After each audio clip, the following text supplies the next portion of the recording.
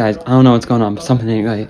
Your candidate doesn't do anything for our country. Your candidate is guzzling our tax dollars like a Toyota Tacoma guzzles gas. Well, your candidate is doing terrible things to all the hard... Is your candidate endorsed by Shakira? I don't think so. Your candidate... all the illegal... Adam, never speak again. In today's political landscape, the division between groups is more prominent than ever. As highlighted by ICIP, in deeply polarized democracies, opposing sides are often viewed not as rivals, but as enemies to be defeated. But why have we as Americans begun to see each other this way? The increasing division in American society can be traced back to political polarity. This refers to the stark contrast in modern perspectives and ideologies, which when taken to extreme can become detrimental to societal harmony.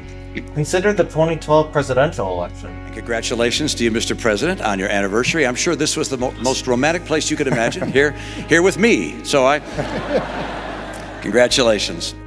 During this election, Mitt Romney publicly expressed respect for President Obama on his wedding anniversary, demonstrating a level of civility despite strong political differences. Now, let's shift our focus to the 2020 presidential election. It was a terrible thing. As far as my relationships with all people, I think I have great relationships with all people.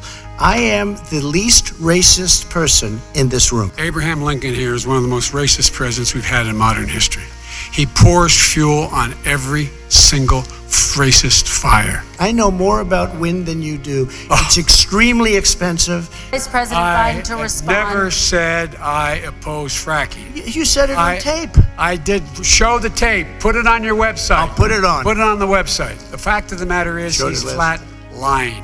In a sharp contrast, the 2020 election presented a far less productive scenario. The candidates engaged in heated disputes, often centered around deeply polarized issues. Because of the disputes, like the ones in the 2020 election, candidates' microphones would be muted in the 2024 election to prevent heated arguments. As a result of these quarrels, the American audience remained uninformed on the truth about these issues.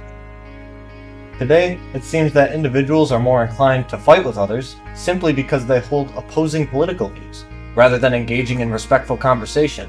This troubling trend is withering away our ability to effectively communicate with other members of society.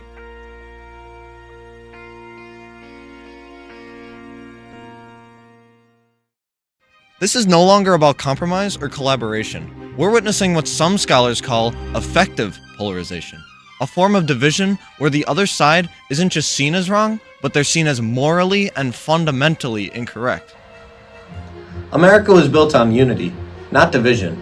It's time to confront this challenge head-on, because polarization has no place in the fabric of our country. Let's find a way back to collaboration and common ground before it's too late. Political polarization has found its way all over America. Let's see what the mayor of West Bend, Joel Ungert, has to say about the rise of polarization in a swing state like Wisconsin. All right, welcome. Thank you. Thanks for having me. Thank you guys for being here today. My name is Joel Ungert. I'm the mayor of the city of West Bend. West Bend has a population of just over 32,000. We're the largest city in Washington County. So other than just factors that can be taken into account by government positions or at home, how can educational institutions play a role in fostering political tolerance among children and their peers? Yeah, great question. And in West Bend School District, in the Slinger School District, there are literally classes in government that really educate our freshmen, junior, seniors on how government works.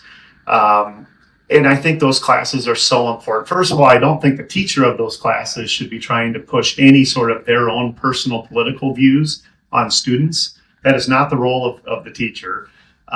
But that teacher should educate our students on how government works. A big piece of that should be political tolerance and just being kind to one another. That literally is learned in kindergarten and sometimes gets lost in the political environment of just simply being kind to one another. Despite the deep divides, there are people working to turn the tide. Initiatives that remind us that reconciliation is possible. Across the country, grassroots efforts are emerging, proving that unity can begin with small steps. regardless of who the president is. We want them to decrease the divide and animosity that people feel toward their peers across the political aisle. To do this, the most effective approach would be to fund and promote education surrounding media literacy and spotting bias in nationwide news. This will allow people to form their own opinions and remain better informed of local issues and what is really happening in America.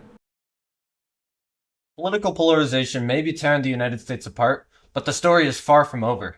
The path to unity lies in rejecting division, embracing dialogue, and remembering the shared values that bind us together. We want the president to work for a better America for everyone and decrease the tensions that divide us. So, Mr. President, will you make the change?